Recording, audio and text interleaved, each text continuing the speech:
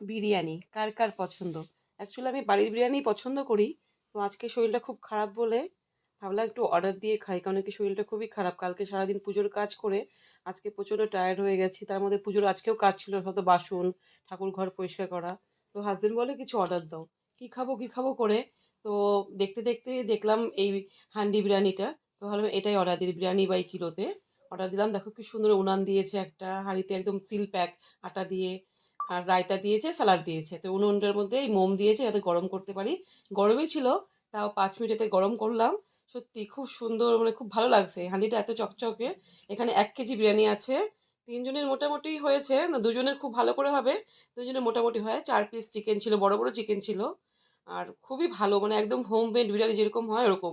কোনো extra oil না, extra flavour না, মানে যে হয় না অনেক মানে সেন্ট সেরকম ছিল না। খুব ভালো খেতে, সত্যি খুব